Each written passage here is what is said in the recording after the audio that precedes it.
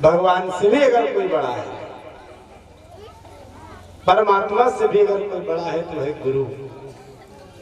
किसी ने कहा है, किसी ने कि गुरु गोविंद दो खड़े काके लागों पाए और बलिहारी गुरु आपकी गोविंद दियो मिलाए। इसलिए गुरु सबसे बड़ा है। लेकिन आजकल गुरु जानते हो, कहते हैं गुरु नाम ही बदनाम के कहते, और गुरु आज कुल लोग कहते हैं और गुरु। सरकार गुरु क्या है? हमको आपको कोई ज्ञान विद्या सिखा दे, कोई सिखा दे तो लोग कहते हैं गुरु है। गुरु ये नहीं। गुरु की परिभाषा जानते हो क्या है? जो इस आत्मा को परमात्मा से मिलाने का जो कार्य करे वो गुरु। जो इस जीव से जगदीश्वर को जोड़ दे वो गुरु। क्योंकि साधारण नाला में सामर्थ्य नहीं है कि जो समुद्र तक पहुंचे। एक साधारण सामान्य नाला समुद्र तक नहीं पहुंच सकता, उसको पहुंचाने के लिए नदी की आवश्यकता पड़ती है। ठीक इसी प्रकार से हम आप साधारण व्यक्ति समुद्र जो है परमात्मा से नहीं मिल सकते, इसलिए अपने से श्रेष्ठ से जुड़ना पड़ता है। और जो नाला नदी से जुड़ जाता है वो धीरे धीरे कर समुद्र में मिल जाता है। सरकार ये गुरु की परिभाषा है। किसी ने कहा है कष्टांग वेदो मुखे शास्त्र विद्या कवित्वादिगद्यम सुपद्यम करोति मश्चेरिलगनम श्री गुरुराधिपद में तथा किम तथा किम तथा किम तथा किम।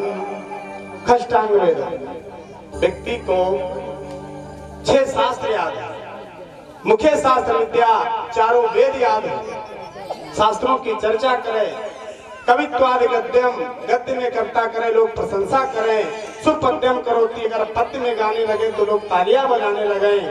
और इतना सब कुछ होने के बाद में यदि उस शिष्य का गुरु के चरणों में मन नहीं लगा है तो तथा किम यानी सर्वथा बेकार है, बेकार है और बेकार है।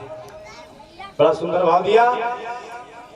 राम जी से भी पूछा गया, महाराज मैंने सुना है आपने लंका में विजय प्राप्त की। राम जी ने कहा हमने थोड़ी न की। बोले कहा फिर?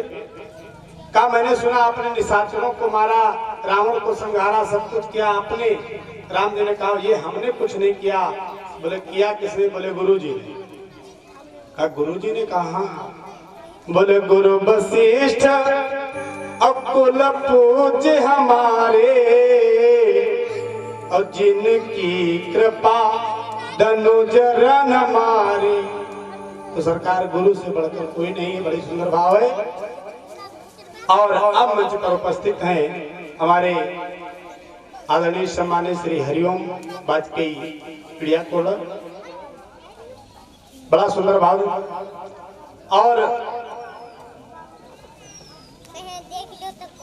मैं उनसे प्रार्थना करूंगा इससे पूर्व इस यज्ञ सचंडी यज्ञ में हमारे कुछ दानदाताओं ने दान दिया जो इस प्रकार है।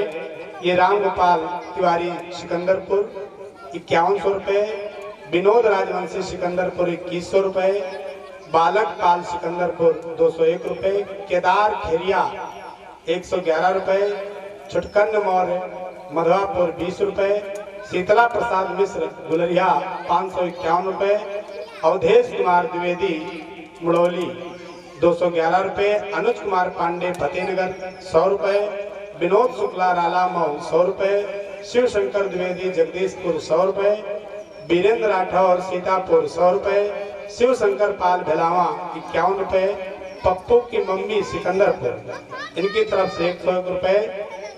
इन सभी दानदाताओं ने इस यज्ञ में किया है दान। सबका मैया करे कल्याण। बोलो भक्त और भगवान की। और अब मंच पर उपस्थित है परम आदरणीय श्री वाजपेयी जी। मैं उनसे निवेदन करूंगा कि अपना वक्तव्य प्रारंभ करें। बोलो भक्त और भगवान की जय हो। श्री आदरणीय श्री वाजपेयी जी। श्री राम श्री राम।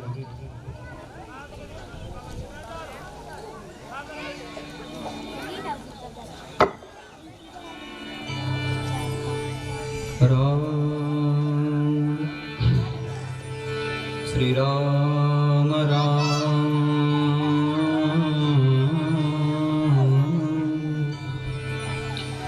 रक्ताम्भोजदलाभिरामनयनं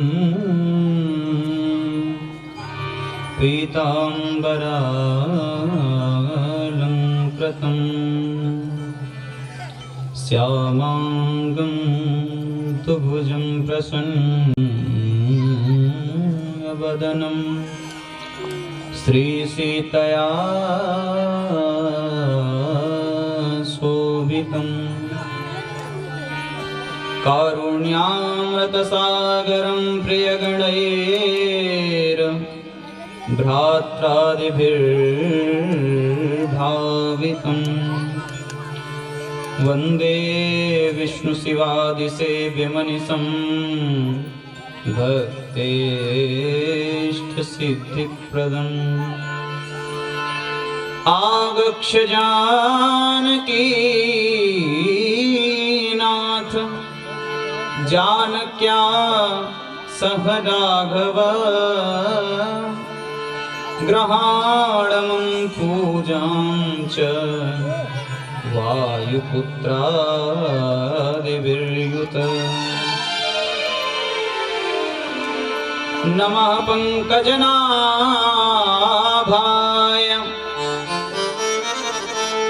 नमः पंकज मालिने नमः पंकज नेत्राय नमस्ते पंकजांग्रये नमो किंचन वित्ताय निवृत्तगुणवृत्तये आत्मा रामाय शान्ताय कैवल्यपतये नमः। मिश्री सो मिछरी कहे कहे चीर सो छीर छोटो ढोटो नंद को हरे हमारी पीर कामिही नारी प्यारे जिमि लोभी प्रिय जिमि दाम तिमि रघुनाथ निरंतर प्रिय लागहि मोहि राम। परमपिता परमात्मा के पावन पदार बिंदु में कोटिशा प्रणाम। इस महायज्ञ में पधारे हुए हमारे दक्षिण भाग में ब्रह्म स्वरूप परम तेजस्वी परम तपस्वी परमादरणीय परम वंदनीय समस्त यतिवृंद के चरणार बिंदों में कोटिशा वंदन। जिनके द्वारा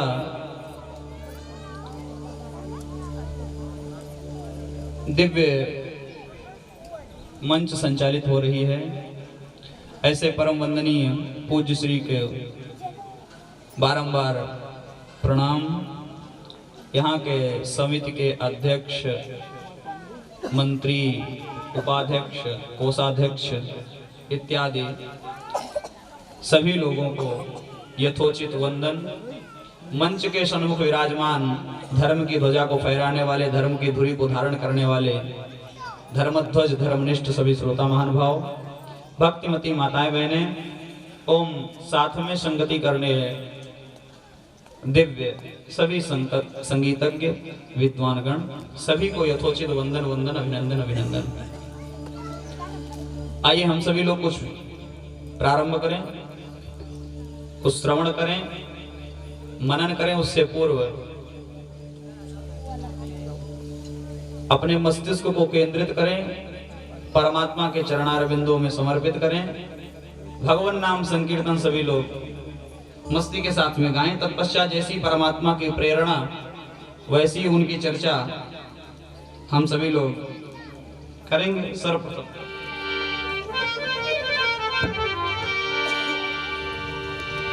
एक बार निहारो तुम मुझको, एक बार निहारो तुम मुझको, दिन रात तुम्हें मैं निहारा करूं। एक बार निहारो तुम मुझको,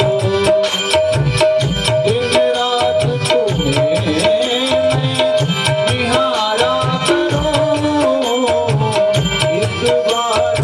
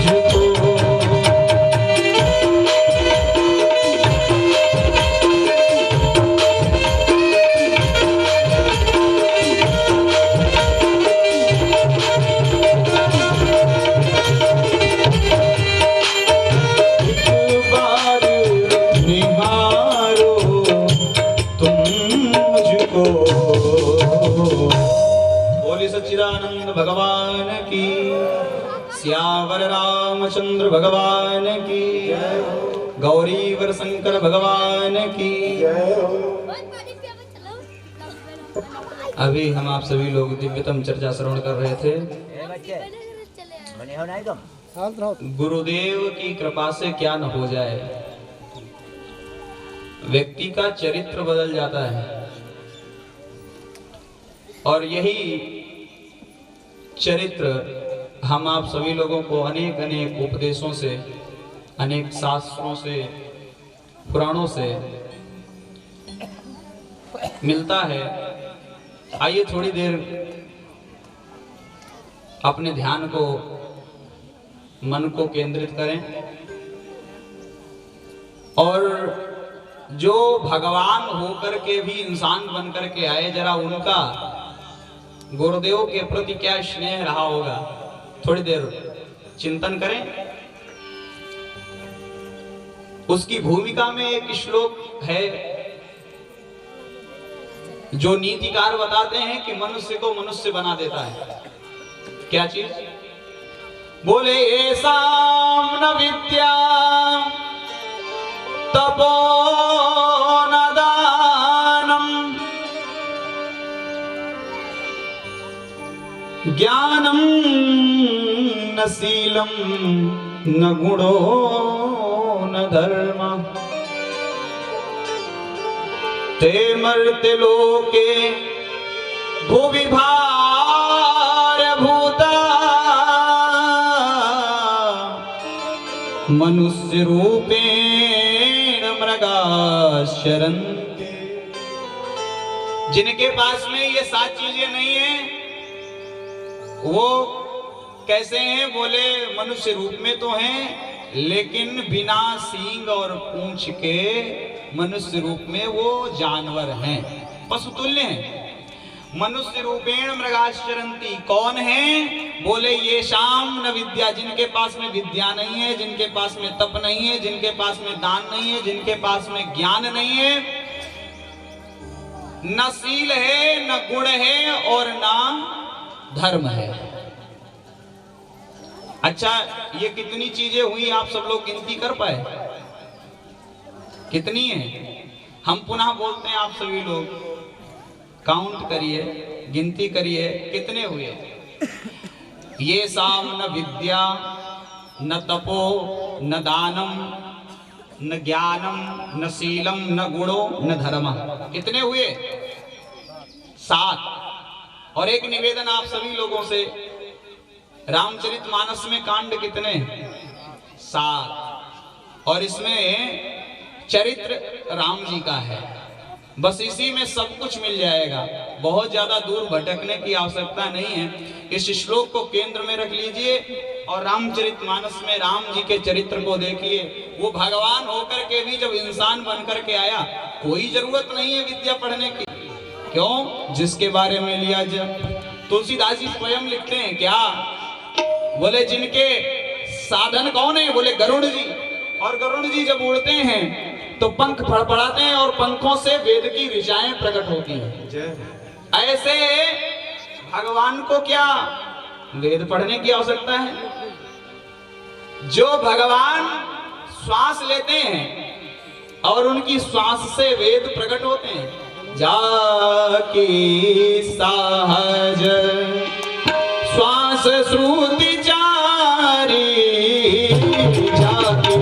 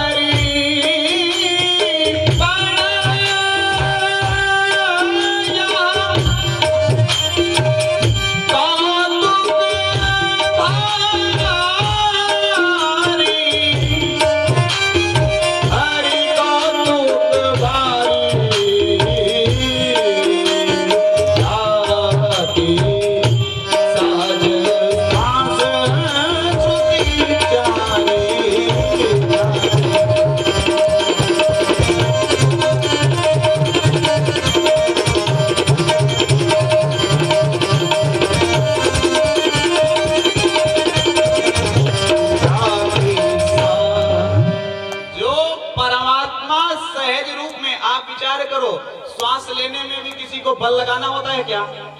बीमारी हो अलग बात है, किसी को सांस की बीमारी हो अलग बात है, लेकिन श्वास लेने में किसी को बल लगाना नहीं पड़ता। और श्वास लेने में किसी को ध्यान भी नहीं रखना पड़ता कि भाई हम बहुत सतर्क हैं, बहुत सजग हैं, देखो सांस लेते रहते हैं। कोई ऐसा नहीं करता। जो इतनी साधारण रूप से जो निकलती है श्वास प्रश्वास, और वो परमात्मा की जब नासिका से प्रस्फुरित होती है तो वेद निकलते हैं, वेद के श्लोक ध्वनित होते हैं। ऐसे भी परमात्मा जब इंसान बनकर के आते हैं, दशरथ जी के यहाँ द्रवसो दशरथ अजीर बिहारी बनकर के आते हैं, तो सर्वप्रथम गुरु बनाते हैं।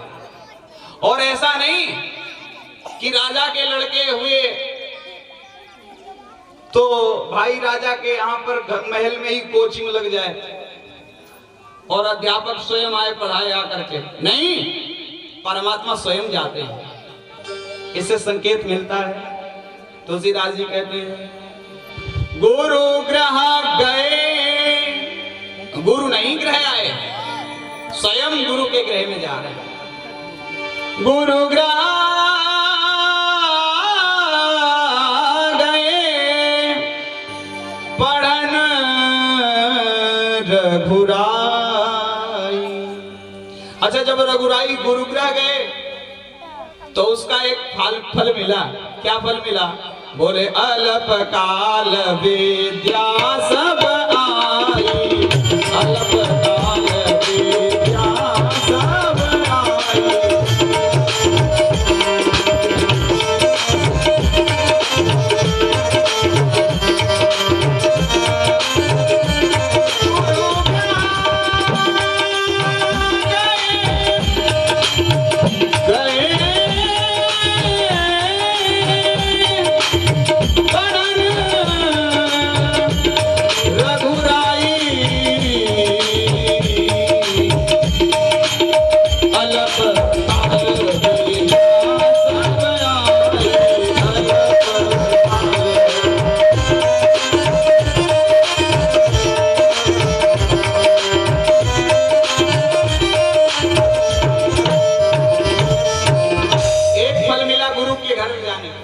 क्या फल मिला? बोले गुरु के घर जब गए तो अल्प काल में ही सारी विद्याएं जान गए। आजकल का है 2-4 बार इंटर पास करना पड़ता बच्चों को। क्यों? चलो थोड़ी देर के लिए 5-6 घंटे के लिए तो आपने भेज दिया। गांव में थोड़ा सा ये कम है। गांव में अभी भी बच्चे देखते हैं सुबह सुबह दौड़ते हैं। शहर में और भी आधुनिकता है, वहां पर तो बच्चों के घर में स्वयं टीचर आते हैं। हाँ, विचार करो, माँ बाप के सामने टीचर को डांटने में भी थोड़ा सा हिचक लगती है। और जब गुरु के घर जाओगे तो वहां पर किसी का डर भय थोड़ी है, फिर तो गुरु का ही डर भय रहता है शिष्य को। तो उस भय में सीख जाएगा बच्चा। और यही बात हुई कि राम जी को पढ़ने की आवश्यकता नहीं। तुलसीदास जी यही बात लिखते हैं बहुत सुंदर, पाई नहीं आई, क्योंकि वो तो थी ही उन्हीं के पास में, तो चल करके आने में उनको तकलीफ नहीं हुई। कोई चीज पाने में तकलीफ होती है, जो चीज हो उसको आने में तकलीफ नहीं होती। और राम जी एक शिक्षा और भी देते हैं। बोले ऐसा नहीं कि एक गुरु कर लिया काम हो गया, नहीं नहीं, ये तो कुल गुरु थे, ये तो मिले मिलाए थे, नहीं नहीं, एक गुरु और होना चाहिए। आगे और भी आवश्यकता पड़ सकती है। विश्वामित्र जी को आने की आवश्यकता नहीं पड़ती। भगवान अगर चाहते तो निशाचरों का बस सोचते सोचते ही कर देते। और लेकिन भगवान क्या करते हैं? विश्वामित्र जी को बुलाते हैं।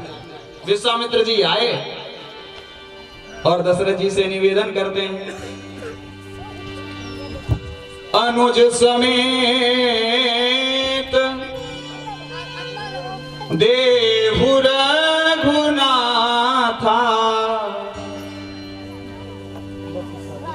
हे राजन, हमें 2 पुत्र चाहिए।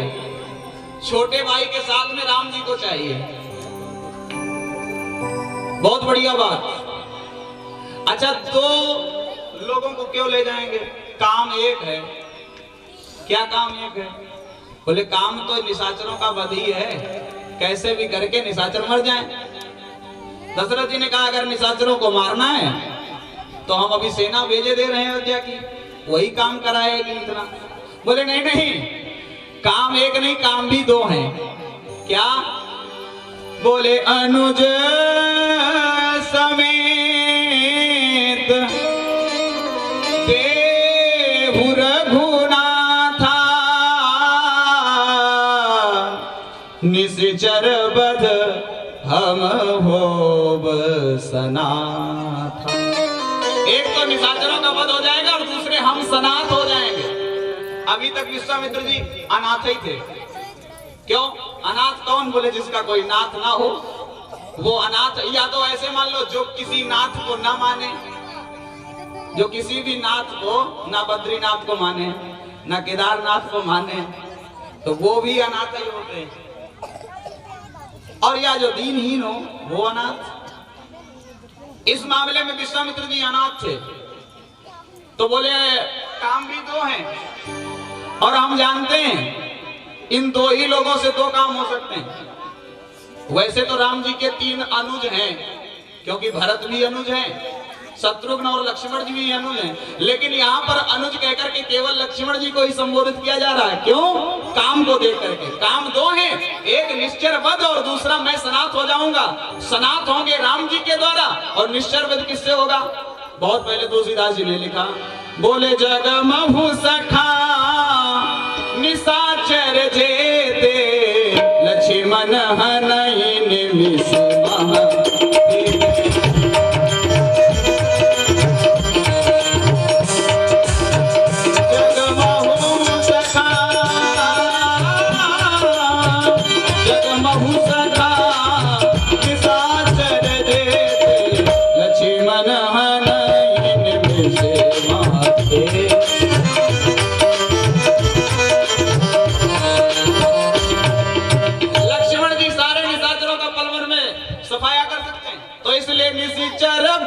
एक काम और दूसरा हम हो सनाथ, मैं सनाथ हो जाऊं।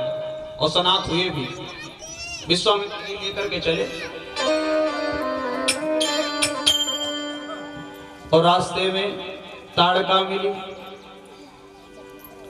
राम जी से तुरंत निवेदन किया विश्वामित्र जी ने, राम जी इसका वध करो।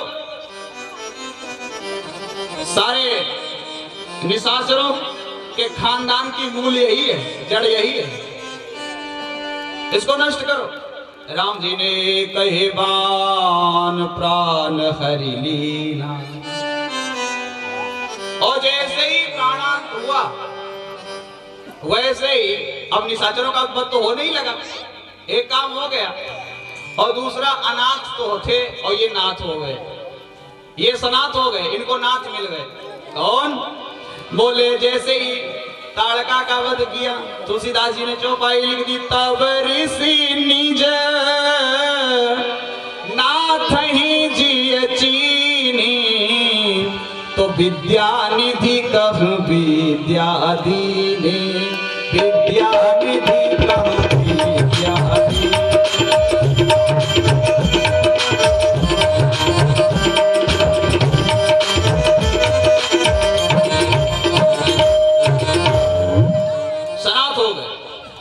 और जब जान गए ये हमारे नाथ हैं तो सारी विद्याएं समर्पित कर दिया। किसने? गुरुदेव ने।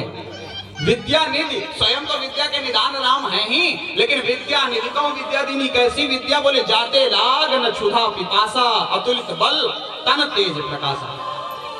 ऐसी विद्या समर्पित करते हैं। आप विचार करो, वो भगवान होकर के इंसान जब बन करके आते हैं तो एक नहीं 2-2 गुरु करते हैं, और हम सब लोग गुरु करने में पीछे हटते हैं। उनको गुरु बनाने की आवश्यकता नहीं है, क्योंकि भगवान भी कौन है? बोले कृष्णम वंदे जगत गुरुम। वो जगत गुरु स्वयं है। जगत गुरुम च शाश्वतम तुरीयमेव केवलम। भगवान स्वयं जगत गुरु हैं। हम सभी लोग प्रार्थना भी करते हैं तो मोरे तुम प्रभु गुरु पितु माता। भगवान को गुरु बनाने की जरूरत नहीं, लेकिन भगवान जब मनुष्य रूप में आते हैं तो ये हम सब लोगों के लिए संकेत है, उपदेश है, संदेश है कि जब भगवान आकर के यहाँ पर गुरु बनाते हैं तो हम सब लोगों को भी संतों की शरण में जाना चाहिए, किसी अच्छे सदगुरु की शरण में जाना चाहिए। और सर्वप्रथम प्राप्त क्या होगा? बोले विद्या। और मैंने पहला ही लक्षण बताया क्या है? मनुष्यता का पहला लक्षण ही विद्या। ये साम न विद्या। दूसरा लक्षण बोले तप। ये साम न विद्या न तपो। राम जी तो भूल गए, राम जी भूल गए कि हम जब ते राम ब्याह ही घर आए। ब्याह करके बालकांड के बाद में तुलसीदास जी तो कहते हैं भगवान भूल गए, लेकिन मैया को याद रहा कि भगवान जो हमारे पुत्र बनकर के आए हैं और ये केवल एक ही लक्षण से पूर्ण मनुष्य नहीं हो सकते। मर्यादा पुरुषोत्तम भगवान श्री राम तब बनेंगे जब दूसरा लक्षण भी संपन्न हो। कैकेयी जी ने कहा, राम अभी तुम्हें महल में निवास नहीं करना है, अभी भवन में नहीं, अभी वन में जाना है। और तुरंत दुई वरदान भूप संग थाती, मांगो आज जुड़ावो छाती। मंत्रा ने उकसाया और कैकेयी जी ने वरदान मांग लिया। महाराज एक काम करिए, राम जी अभी हमारे पूर्ण राम जी नहीं हुए हैं, जरा सा इनको पूर्ण करिए, दूसरा भी लक्षण इनके पास में आए। बोले 14 बरस राम बनवासी, 14 बरस राम बनवासी, 14 बरस राम बनवासी।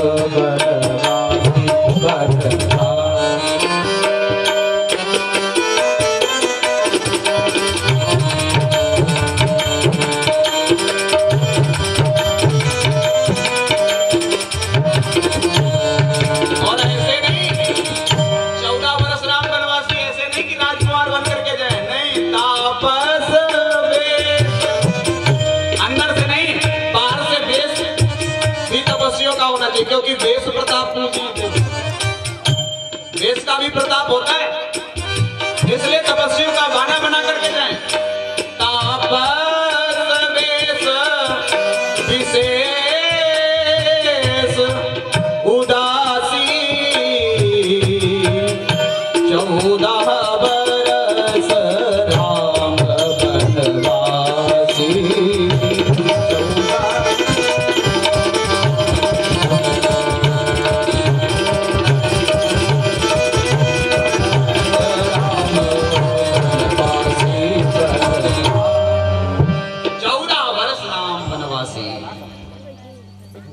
बहुत ध्यान देकर के सुनिए, आप सब लोगों को समझ में आ रहा है ना? तब ठीक है, धन्यवाद। दूसरा लक्षण संपन्न हुआ, ये साम न विद्या, विद्या पहले बाल कांड में, दूसरा लक्षण तप अयोध्या कांड में, और फिर परमात्मा राम मनुष्यता का तीसरा लक्षण अपने अंदर धारण करते हैं। कौन सा? बोले ये साम न विद्या न तपो न दानम। दान तीसरा कांड कौन सा? बोले अरण्य कांड। और अरण्य कांड में परमात्मा राम दान करते हैं। क्या दान करते हैं? आप विचार करो, हम सभी लोग अपनी सामर्थ्य के अनुसार दान कर सकते हैं, जिसकी जितनी श्रद्धा, और जो चीज अपने पास है, जो है नहीं वो दान नहीं कर सकते, और जो चीज उचित मात्रा में है वो चीज दान करनी चाहिए। ऐसा नहीं है कि 10 रुपए हैं हमारे बच्चे के लिए, है नहीं, हमने दूसरे को दे दिया, ये दान नहीं है। पहले अपने को देखो। अच्छा, दूसरी बात, हमने तो दान कर दिया, हमने पैसे का दान किया, लेकिन वहां पर पैसे से काम चल नहीं सकता था,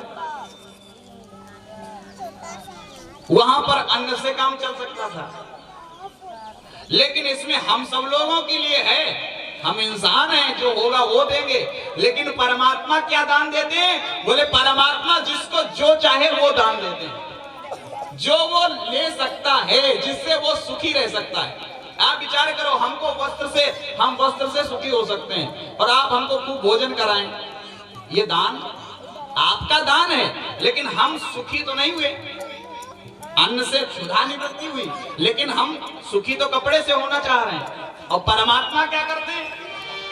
परमात्मा जिससे जो व्यक्ति सुखी हो सकता है वो चीज प्रदान करते हैं। तुलसीदास जी बहुत बढ़िया कहते हैं, निशिचरैन करऊं महि भुज उठाई पनकीन। उसके बाद सकल मुनिन के आश्रमनि जाई जाई सुख दी। सबको जाकर के सुख प्रदान करते हैं। अब बताओ, भगवान जिसे सुख ही बांट रहे हो, रोटी कपड़ा मिले तब सुख हो, जिसे सुख ही मिल रहा हो वो क्यों नहीं सुखी होगा? इसलिए अच्छा क्यों दान कर रहे हैं? क्योंकि भगवान के पास इसके अलावा है भी कुछ नहीं। भगवान भी तो कौन है? बोले सो सुख धाम राम असनाम, सो सुख धाम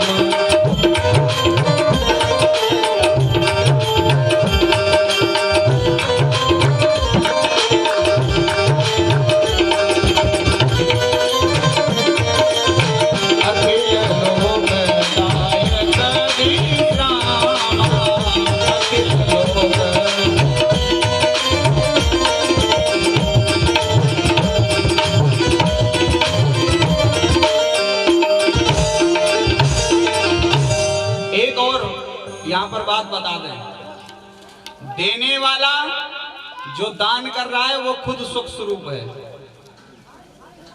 और जो दिया जा रहा है वो भी सुख ही दिया जा रहा है। क्यों?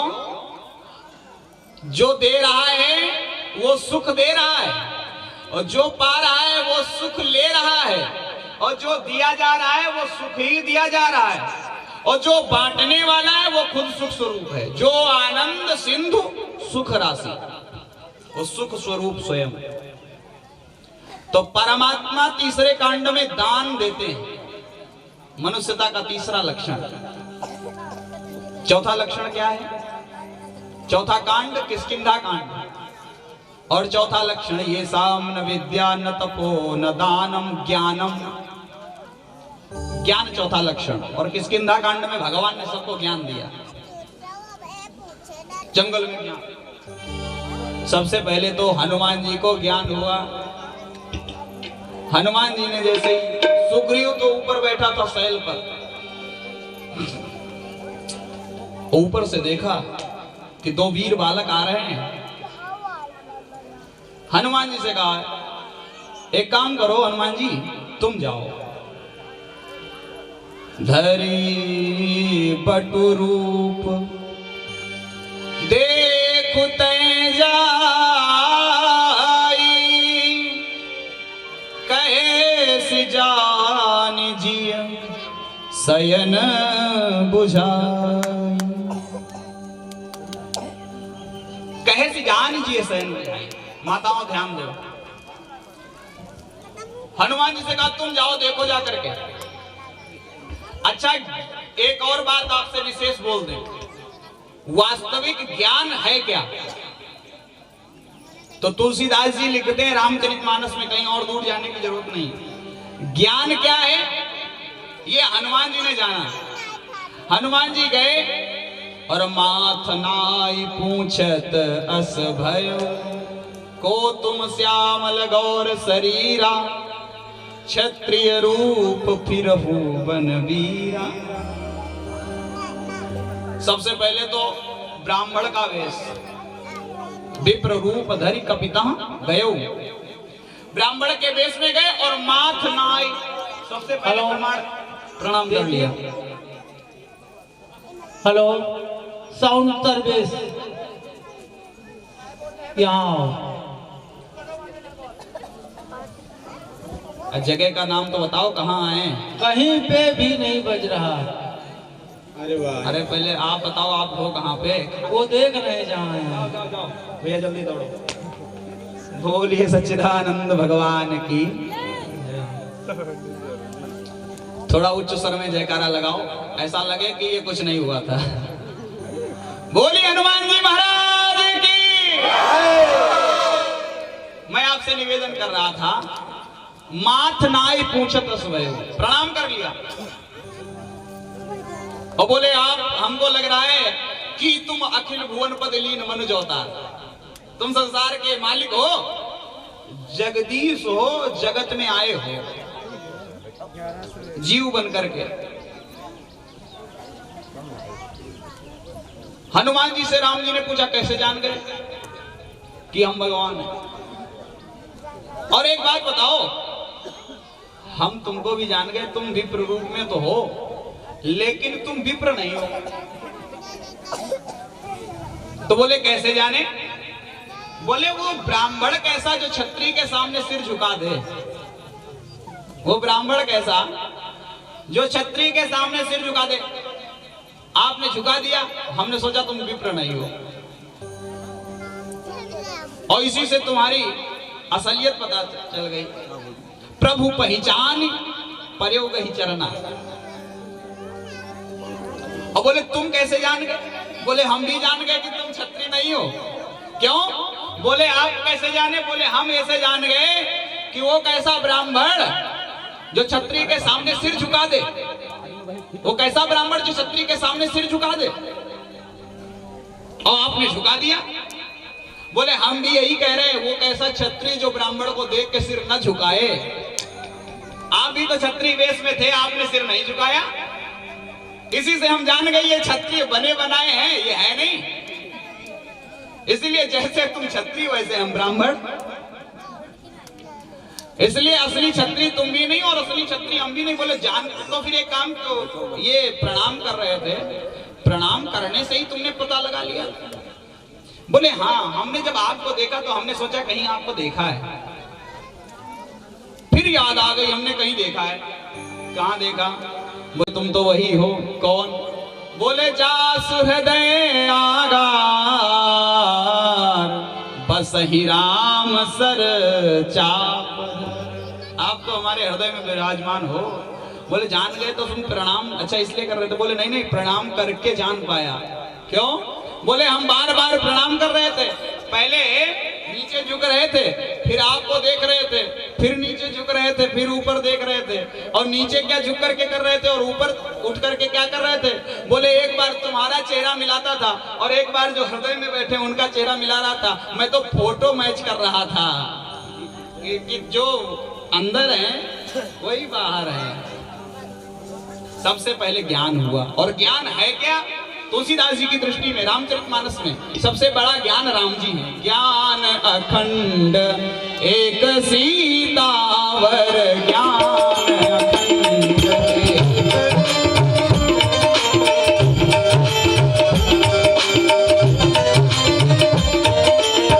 माया बस्य जीव सचराचर, माया बस्य जीव सचराचर, ज्ञान अखंड एक सीतावर।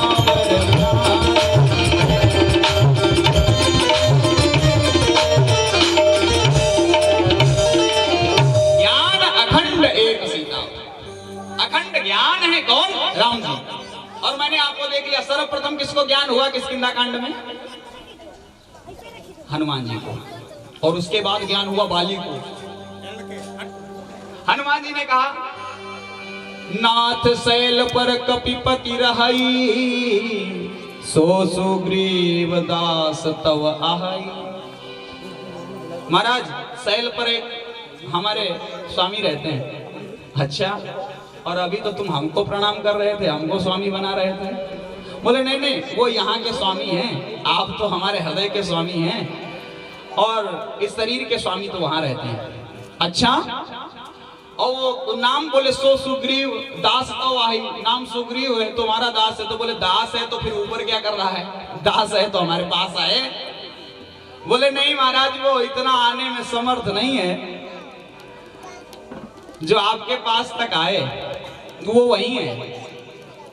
कुछ ऐसे बीमार व्यक्ति होते हैं जिनके पास वो स्वयं डॉक्टर के पास चल के चले जाते हैं अपने पैरों से, और कुछ ऐसे बीमार होते हैं जो बिस्तर पे पड़े रहते हैं, वो चल के नहीं जा पाते, उनके पास स्वयं डॉक्टर चल के आते हैं। तो प्रभु वो इस स्तर का नहीं है, वो तो बिस्तर पे पड़ा रहता है। इसलिए आप कृपा करके आप ही चले चलिए उनके पास में।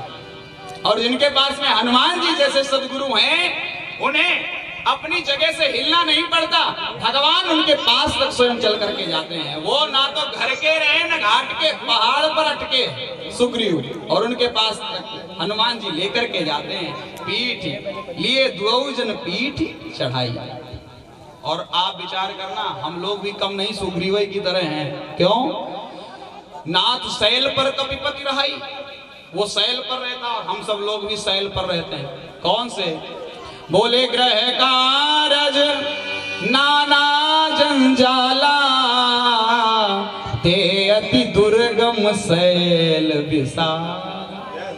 हम सब लोग भी शैल पर रहते हैं, इसलिए चिंता करने की कोई बात नहीं है। हम शैल पर हैं और सुग्रीव शैल पर है। जब उनका कल्याण हो गया तो हमारा क्यों नहीं होगा? बस करना क्या है? बोले हनुमान जी की तरह कोई सदगुरु मिल जाए बस।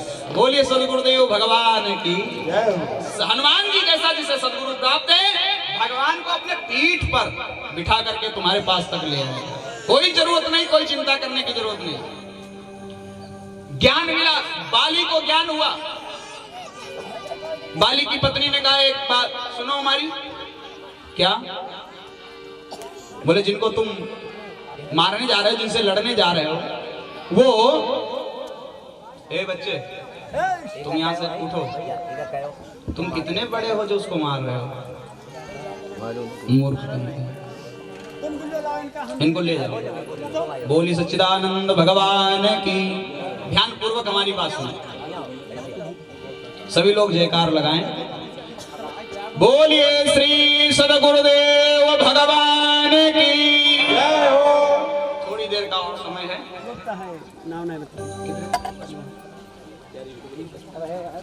ठीक, धन्यवाद। बाली को ज्ञान हुआ। बाली से पत्नी तारा ने कहा जिनको तुम मारने जा रहे हो ते दो बंधु अतुल बल सीवा, वो बहुत बलवान है। तुरंत बाली को ज्ञान हुआ। क्या बोले? राम जी तुम सोच रही हो वो नर है? नहीं, नर नहीं, वो तो नारायण है। कहा बाली सुनु भीरु प्रिय समदर्शी रघुनाथ। समदर्शी है। समदर्शी कौन जान सकता है? भगवान को, जो भगवान को पा चुका हो। अच्छा, इधर विश्वामित्र जी अनाथ थे, इधर बाली भी अनाथ ही था। वो भी यही बात कहता है। क्या बोले? वैसे तो राम जी समदर्शी हैं। कहा बाली सुनु भीरु प्रिय समदर्शी रघुनाथ।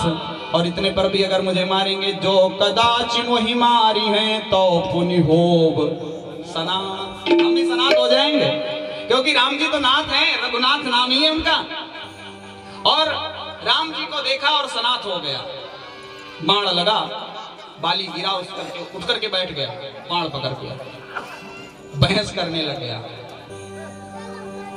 धर्म हेतु अवतरे गोसाई, मारे मोहि व्याध की नाई। और बहस करता रहा। उसके बाद में मन में निश्चय किया कि हो सकता है बहस करते करते प्राण निकल जाए, क्योंकि राम जी का बाण लगा है, बिना मरे तो बचेंगे नहीं। तो तुरंत कह दिया। बोले पता चला मरते मरते मर गए और अनाथ ही रह गए, तो फिर आना पड़ेगा सनाथ होने के लिए। तो फिर कह दिया। बोले मैं बैरी सुग्रीव पिया अवधुन कवन नाथ मारा, अवधुन कवन नाथ मारा।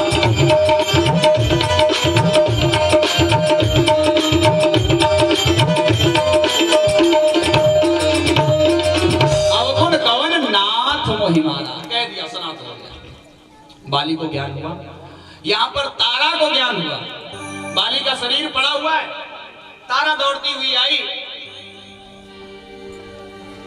छोटे केस न कुछ संहारा, शरीर संभलता नहीं, दौड़ी दौड़ी आई। भगवान ने तुरंत ज्ञान दिया, एक लाइन में ही ज्ञान हो गया। बोले चित जल पावक गगन समीरा, पंच रचित याधम शरीरा, प्रगट सोतानु तव आगे सोवा जीवनी के ही लगी तुमरो।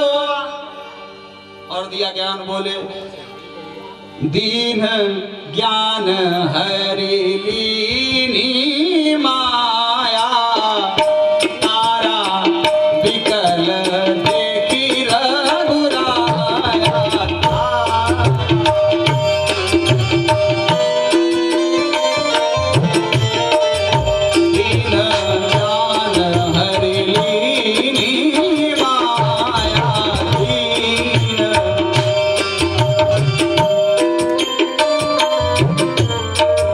दीन ज्ञान हरि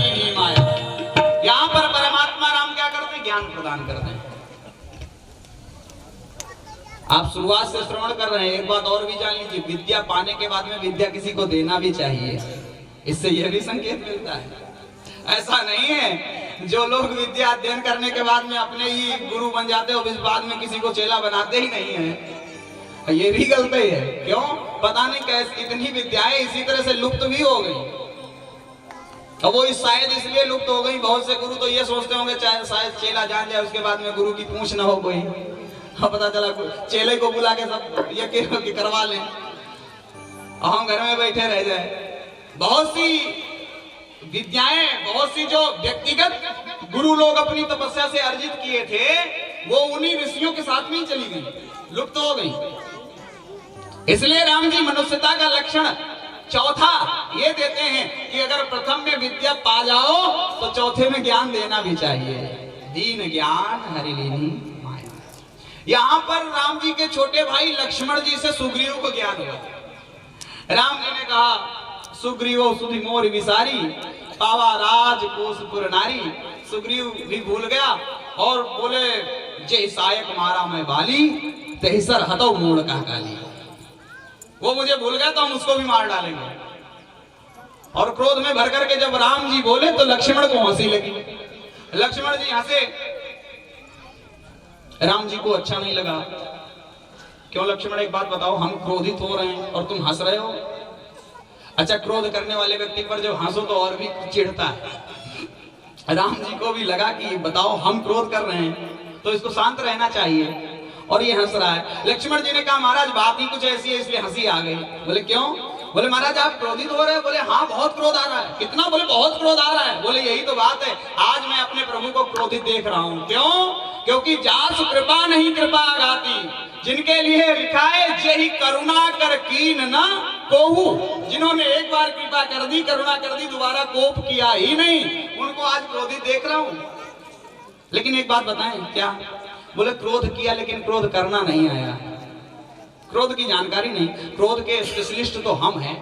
अगर कुछ करना ही था तो हमसे पूछ लेते तो हम बताते क्रोध कैसे किया जाता है। एक बार क्रोध किया और परशुराम जी को भगवान तक दिखा दिए, ऐसा क्रोध। और ऐसा अगर क्रोध भी है तो तुलसीदास जी कहते वो क्रोध भी सार्थक है जिसके द्वारा भगवान दिख जाए। वो क्रोध भी सार्थक नहीं है जिसके द्वारा व्यक्ति क्रोधी बन जाए, कामी बन जाए और उसका पतन हो जाए। लक्ष्मण जी की बात सुनकर के राम जी भी मुस्कुराए। राम जी ने कहा सुनो लक्ष्मण, अगर तुम्हारा क्रोध भगवान को दिखा सकता है तो हमारा क्रोध भी गलत नहीं है, क्योंकि तुम रामानुज हो, तुम हमारे छोटे भाई हो और छोटे भाई का क्रोध जब भगवान को दिखा सकता है तो हमारा क्रोध भले ही भगवान को ना दिखा सके लेकिन मार्ग जरूर दिखा सकता है। सही मार्ग तो प्रशस्त नहीं कर सकता है। बोले क्या आपके क्रोध के द्वारा कोई उपदेश? बोले हाँ बिल्कुल उपदेश है। लक्ष्मण मैंने क्रोध किया। बोले क्या? बोले आपका क्रोध तो ऐसा है तेहसर हतो मूड़ का काली। बोले आप तो ये बोल रहे हैं जिस बाण से मैंने बाली को मारा वो तरकस में अभी भी मौजूद है और उसी बाण से मैं कल सुग्रीव को मारूंगा। बोले महाराज ये बात समझ में नहीं है, क्रोध आ जाए और मारोगे कल। क्रोधित व्यक्ति तो कहता आज ही अभी फैसला करेंगे चल करके। बोले यही तो बात है लक्ष्मण, क्रोध आ जाए और आ जाने के बाद में आज आया हुआ क्रोध और जिस बात पर क्रोध आया है वो बात अगर कल पर टाल दें तो कभी भी अनर्थ नहीं होगा, कभी भी गलत नहीं होगा। ये संकेत मिला। क्यों? रात बदल जाती है और रात गई बात गई, फिर तो मस्तिष्क दूसरा होगा।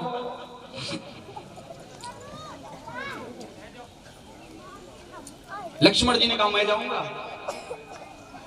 और मैं आप क्यों मारेंगे? हमारे होते हुए हम ही मार डालेंगे।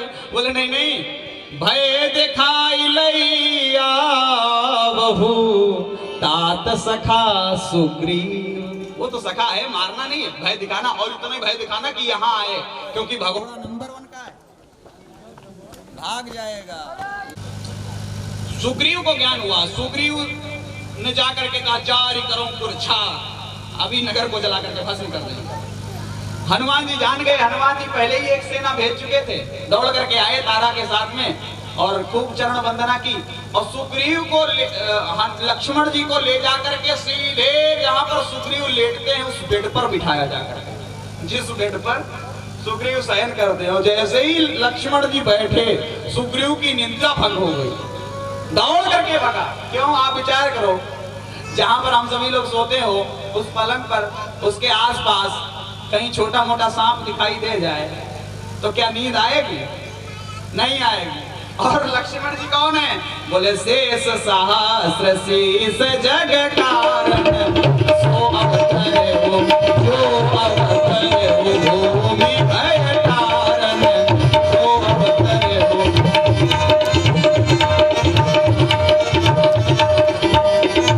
जो धरती का भार हटाने के लिए है और जिनके सिर पे धरती है, जो साहस शीस महिष इधर लखन सचराचर, जिनके सिर पर धरती है वो शेषावतार लक्ष्मण जी तो हैं।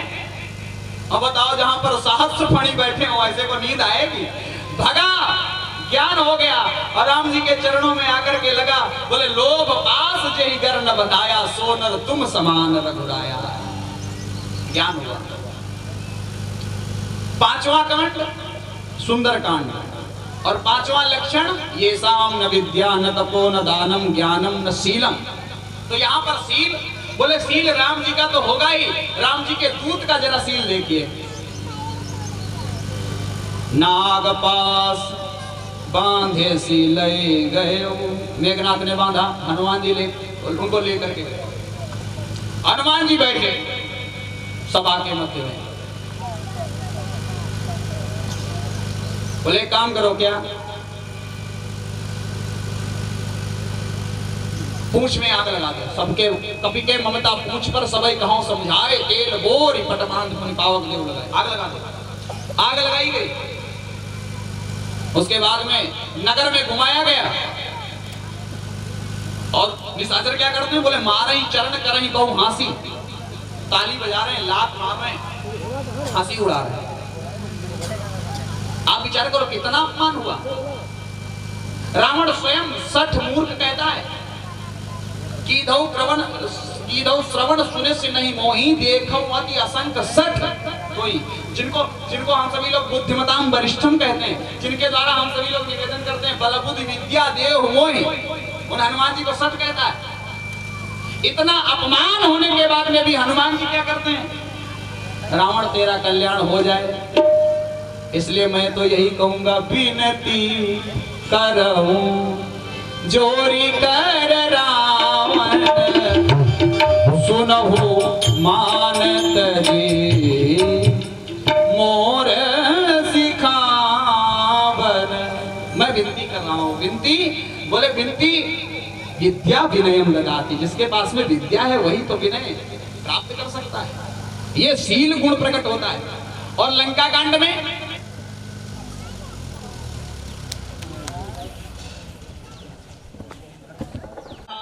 श्लोक में लक्षण कौन सा है, ये साम न विद्या न तपो न दानम ज्ञानम न शीलम न गुणो। गुण, अच्छा गुण वाला लक्षण कहां पर प्राप्त होता, लंका कांड। लंका कांड में तो युद्ध का कांड है, यह तो मारपीट होती, यहाँ गुण कहां, बोले असली गुण तो यही प्रकट होते हैं। अंगद जी गए और अंगद जी दूत का निर्वहन करते हैं, प्रतिनिधित्व करते हुए गए और वहां पर राम जी से कहा, रावण से कहा कि एक काम करो, तुम राम जी से विरोध करना छोड़ दो और उनकी पत्नी को दे दो जाकर के। नहीं माना, बहुत निंदा करता। जब ते कीन राम के निंदा, क्रोधवंत अति भयो कपिंदा। बहुत क्रोधित हुआ और इतना क्रोधित हुआ, चरण तो बाद में डाला, तू बुझ दंड तमकी महिमारी, धरती पर दोनों हाथ उछल करके मारा और इतनी तेजी से मारा, सभासद खसे। जितने सभासद थे बैठे बैठे ऊपर से सब नीचे गिरे आकर। यहां तक रावण बचा नहीं, रावण मुंह के बल गिरा करके, सिर के बल। 10 सिर थे, 10 मुकुट थे, बेचारा बचा नहीं पाया। 20 हाथ होने के बाद में भी आप विचार करो, बंदर से भी ज्यादा कोई चंचल हो सकता है। था तो निशाचर, तामसी देह थी, आलस भरा था। उसने बहुत कोशिश की, फिर भी 20 हाथों से भी उसने कोशिश करके 6 ही मुकुट उठा पाए। 4 मुकुट अंगद जी ने उठाए और प्रभु पास पवारे, भगवान के पास फेंक दिए। जब अंगद जी लौट करके आए तो पूछा, एक बात बताओ अंगद, ये तास मुकुट तुम 4 चलाए, कहो तात कौनी विधि पाए। तो अंगद जी ने कहा कि ये मुकुट नहीं। कौन है? बोले मुकुट न होहि धूप गुण चारी। ये राजा के 4 गुण हैं। कौन से? बोले साम दाम और दंड विभेदा, नप उर बसई नाथ कहाँ वेदा। ये साम दाम दंड, ये नीति के 4 चरण हैं। और महाराज ये नपउर बसई, राजा के हृदय में बसते हैं और उस राजा के हृदय में नहीं बसते। कौन से? बोले वो राजा नहीं जिसे नीति न मालूम हो। राज की रहाई नीति बिनु जाने, राज नीति बिनु धन बिनु धर्मा। उसका राज्य टिक नहीं सकता जिसे नीति नहीं मालूम। और जा सुराज प्रिय प्रजा दुखारी सो नृप अवश्य नरक अधिकारी, वो नरक का अधिकारी है। और ये राजा रावण बना तो है राजा, लेकिन राजा कहलाने योग्य नहीं। राजा तो केवल एक है, कौन? बोलिए राजा रामचंद्र भगवान की। इसलिए सुनी परिहरि गुण आए सुनहु कौशलाधीश, इसलिए आप उसका त्याग करके आपके पास में आ गए। और अंतिम लक्षण क्या है? बोले ये साम न विद्या न तपो न दानम ज्ञानम न शीलम न गुणो न धर्म। और धर्म लक्षण है 7वां, और 7वां कांड है उत्तर कांड। और राम जी का जब राज्य हुआ, भूमि सप्त सागर मेखला एक भूप रघुपति कौशला। तो जब राम जी का राज्य हुआ तो धर्म के 4 चरण, एक नहीं 4 के चारों चरण राम जी के राज्य में आ गए। 4 चरण धर्म जग माही, 4 चरण धर्म जग माही।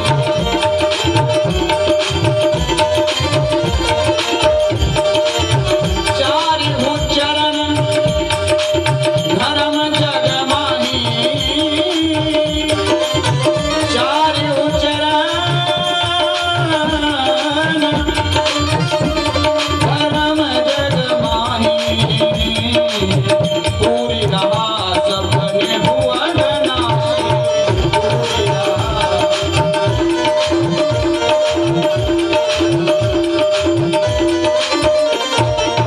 4 चरण धर्म जग माही।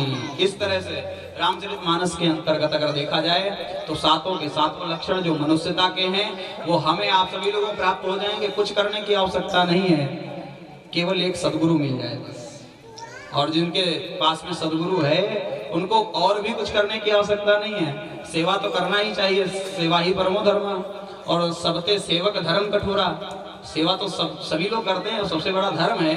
लेकिन सेवा करते करते करते करते एक काम और भी करना चाहिए, जो तुलसीदास जी कहते हैं सबसे बड़ा जो ज्ञान है वो क्या है? बोले सद्गुरु वैद्य वचन विश्वासा। सद्गुरु जो भगवान हमें मिले हैं उनके वो वैद्य के रूप में हैं, और उनके जो वचन हैं उन्हीं पर विश्वास कर दें। संयम यह न विषय के आशा, और विषयों से अनासक्ति हो जाए, जीव का कल्याण तो वही है। गुरु के वचन प्रतीत न जेहि, सपने हु सुगम न सुख सिद्धि तेहि। उसे स्वप्न में भी कभी सुख नहीं मिल सकता, सिद्धि नहीं मिल सकती, जिसे गुरु के वचनों पर विश्वास नहीं है। इसलिए हमें तो कहीं और ढूंढने की आवश्यकता नहीं है। मनुष्यों में अगर कोई गुरु ना मिले तो कोई बात नहीं, हम सब लोगों के लिए गुरु जी तो तुलसीदास जी बहुत सारे बना के गए हैं। अगर राम जी को मानना ही तो राम जी को बना ले, इतनी कथा सुने 1 घंटे के अंदर। तो अगर हमें मनुष्यता का लक्षण लेना ही है तो जगत गुरुम च शाश्वतम तुरीयमेव केवलम, राम जी को ही गुरु बना लें। और ना मिले तो हनुमान जी को गुरु जी बना लें, क्योंकि जय जय जय हनुमान गोसाई कृपा करो गुरुदेव की नाई। जिसको जैसा समझ में आए, करना केवल अपना कल्याण ही है बस। बोली सच्चिदानंद भगवान की।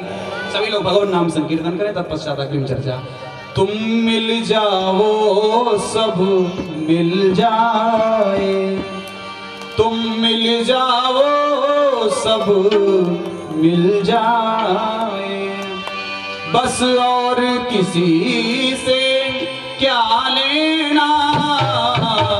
तुम मिल जाओ सब मिल जाए, बस और किसी से क्या लेना।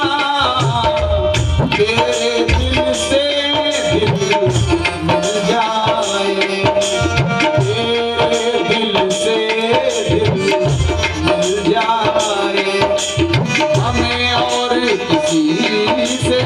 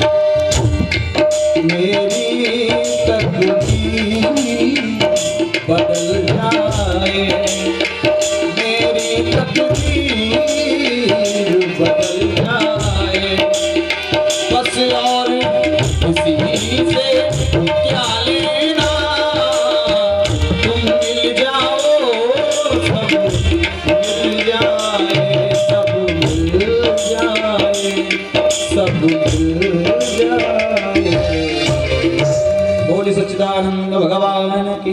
दोनों हाथ उठा करके सभी लोग जयकारा लगाएं। नमः